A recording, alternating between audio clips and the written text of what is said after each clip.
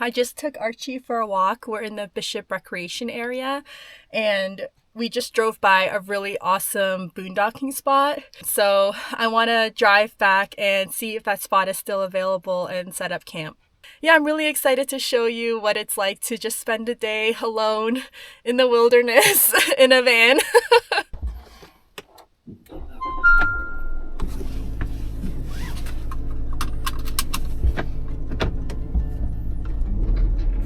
Boondocking is camping in its simplest form.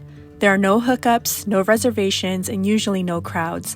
Just you, your rig, and wherever the road takes you. Most of the time you're staying on public lands, like areas managed by the Forest Service or BLM.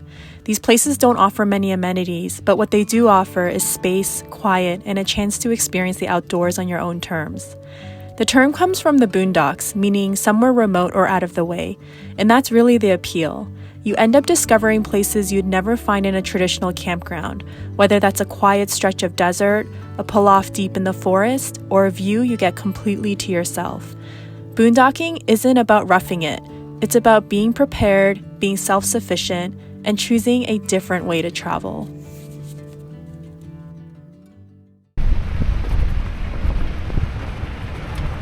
Okay, we're on a National Forest Service road.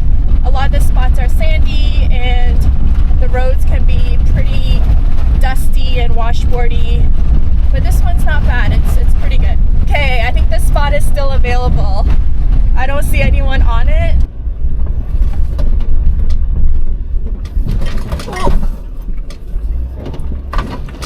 Whoa. Oh, here's the conundrum that every boondocker faces. Do you set up camp where you get the best view, like towards the mountains here? Or do I set up camp so I can have a safe exit?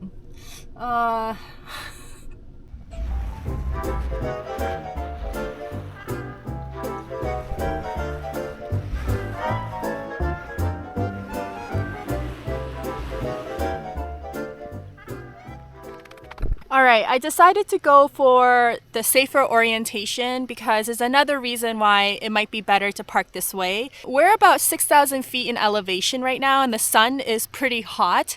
So as I work in the van all day, I don't want the sun from noon to evening going into the van and baking the van. So if I park it this way, the sun will be on the other side of the van as it's setting, so it'll be better for work. So I'm going to do it this way, but the van is not level, so I'm gonna put some leveling blocks under.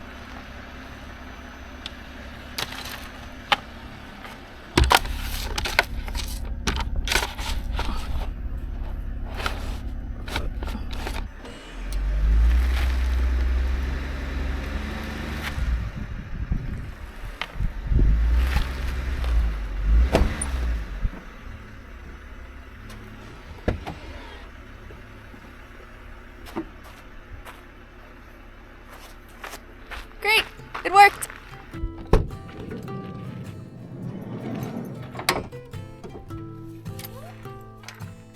People usually think the nomadic lifestyle is all about constant movement, always going, always chasing the next place. And yeah, a lot of the time it is. But something that doesn't get talked about enough is how good it feels to finally stop somewhere and make it home, even if it's just for a little while. There's a certain comfort in setting up camp, unpacking the same things, settling into a routine, and watching a new place start to feel familiar. It doesn't really matter if I'm staying for one night or a full week. Wherever I end up, I know I can create that feeling again. And the longer you live this way, the more you realize that home is something you build, not something you find. Archie? I have this little folding table that I use and it's so cute. It's very small. I just got it online and yeah, I really like it.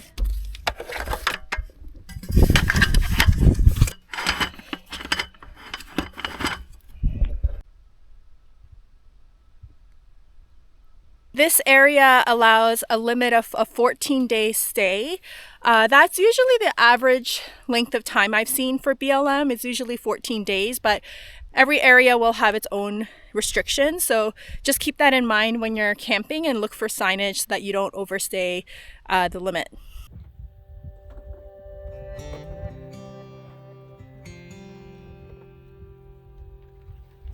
One of the things I appreciate most about boondocking is the chance to slow down after long stretches of driving. Life on the road can be nonstop. You're always moving, always thinking about where you'll sleep next, what the next plan is, and without meaning to, you can start to ignore what your body actually needs. So when I find a quiet place to stop, I try to use that time well. Yoga has become part of that rhythm for me. It's not just about stretching, it's a way to reset, to focus on my breathing, to feel where the tension is from days behind the wheel, and to reconnect before heading out again. These small pauses make it possible to keep going. They're how I stay grounded while living a life that's always in motion.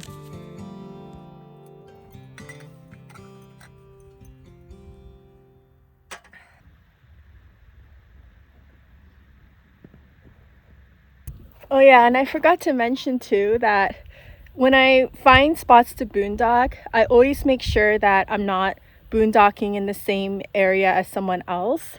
I think it's called dispersed camping for a reason. People come out here because they want peace and solitude and privacy.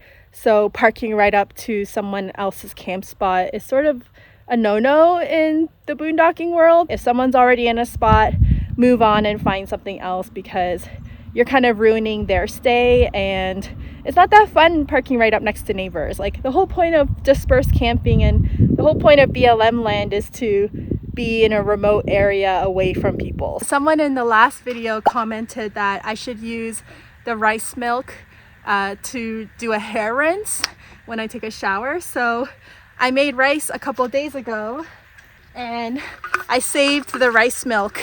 So I'm gonna take a shower because there's like a lot of privacy, so I can comfortably take a shower here. No one's gonna be able to see me.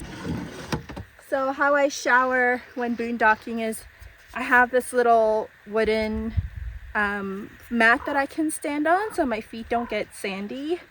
And then there is a lever here that I just need to engage. And now the water will come out. Okay, that shower was extremely cold. But the nice thing about showering with cold water is you feel so good after. And after our walk and setting up camp and showering, I'm hungry. So I think for lunch, I'm gonna make some fajitas.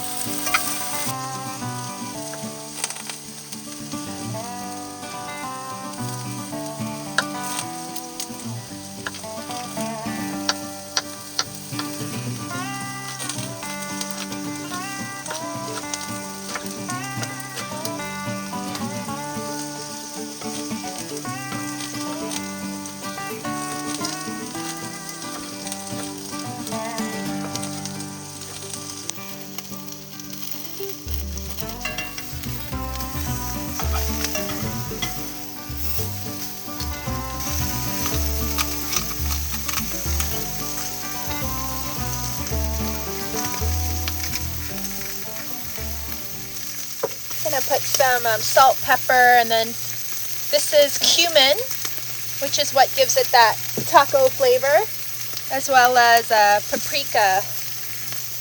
And you can add all sorts of seasonings, but I just keep it simple, and I find that these are the ones that make it taste like a taco.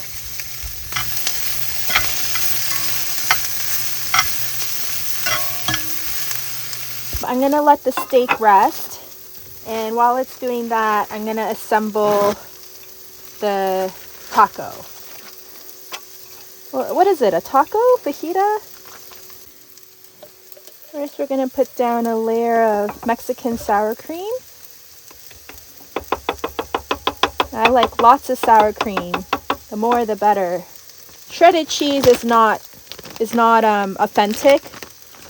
Mexican people do not put shredded cheese, but I like it, so I'm putting shredded cheese. Some lettuce. Okay, I have to be careful not to put too much because I always overdo it with the toppings. A little bit of tomato, a little bit of cilantro. Then we'll take some of that delicious grilled onion and green pepper. It smells so good. All right, now that the steak has rested a little bit, I'm just gonna do like a thin slice. Ooh, look at that perfect medium rare. It's so even. Oh my goodness, I outdid myself today. And I'll save a piece for Archie, of course.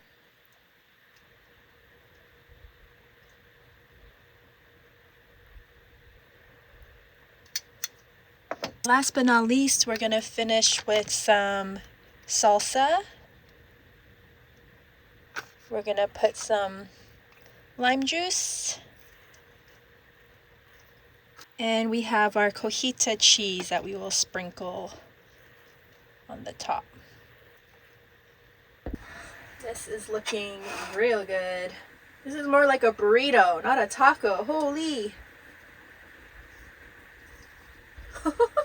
Okay, let's take a bite.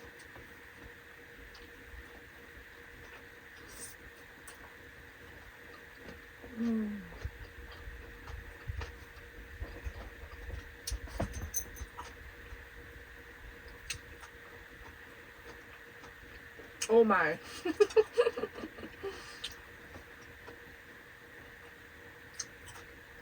So delicious. I think this is the best taco I've ever made in my life. Taco slash burrito slash fajita. Tex-Mex, whatever you want to call this. I don't know what this is, but oh my goodness, it is so good. You know how everything tastes better after you go swimming? I wonder if that cold shower is making this taste better because this is really good. There is one more very, very moist. Oh, it's like it's been dropped in a kind of... They make the sandwich and then they dip the whole thing in beef. For Archie's lunch, he's gonna get the steak that I set aside for him.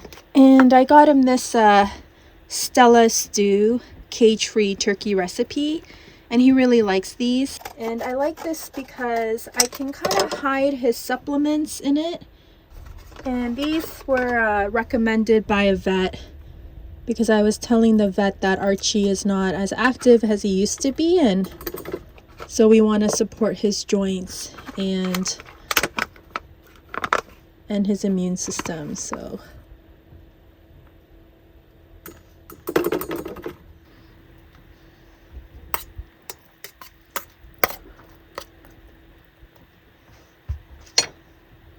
okay, Archie, here's your lunch.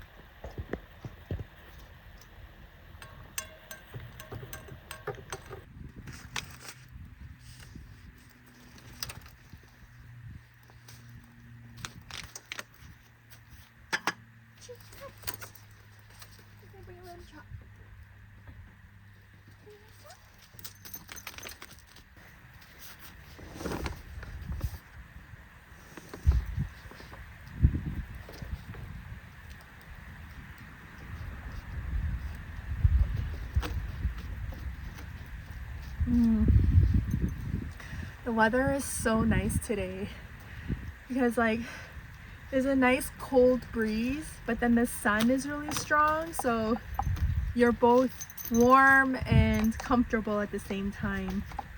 And I grew up in Ontario, so I'm not used to strong sun, but here I have to sort of adapt to the climate.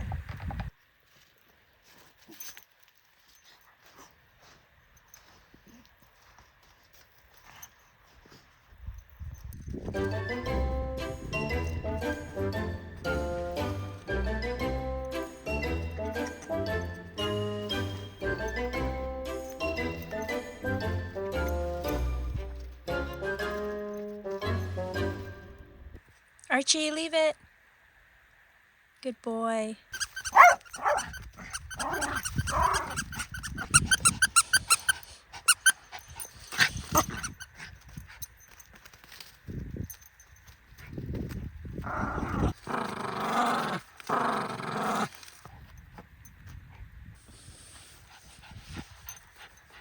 You're so dusty, Archie. Should have named you Pigpen. Are you my little Pigpen? Yeah, you're just a cloud of dust now.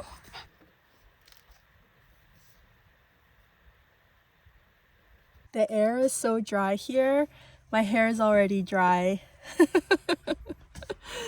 Oh, such a beautiful day today.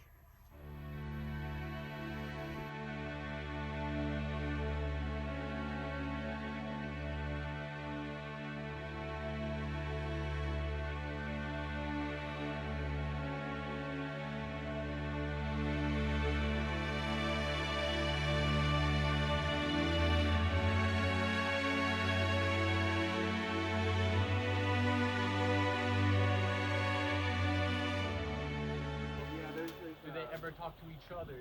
Yeah, there's like an academic term.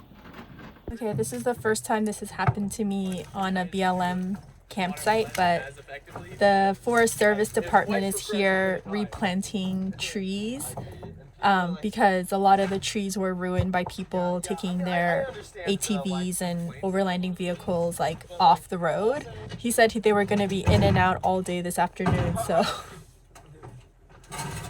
I wasn't really expecting this to happen, but I guess it is what it is.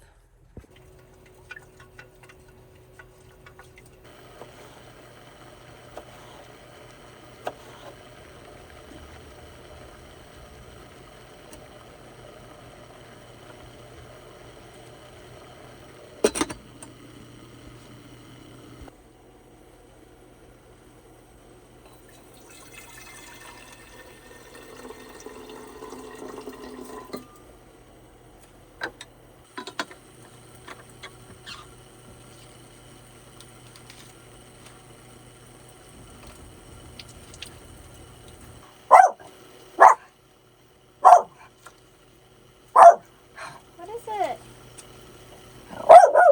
It's okay, Archie. Okay. Oh. Yeah. Yeah.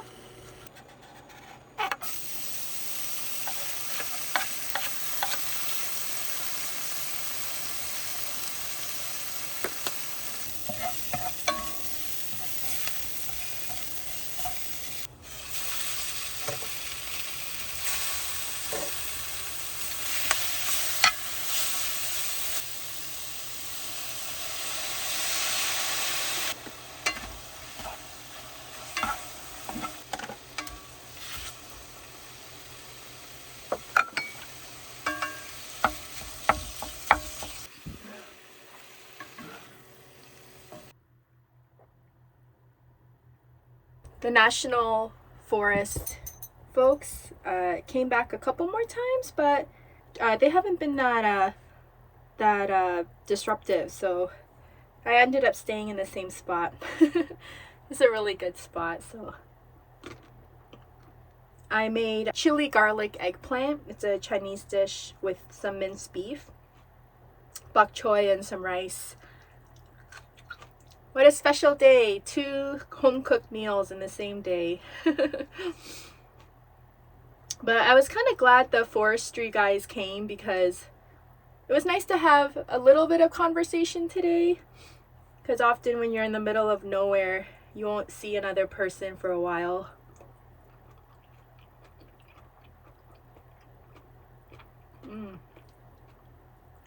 So good. I love this dish so much. It's so easy to make.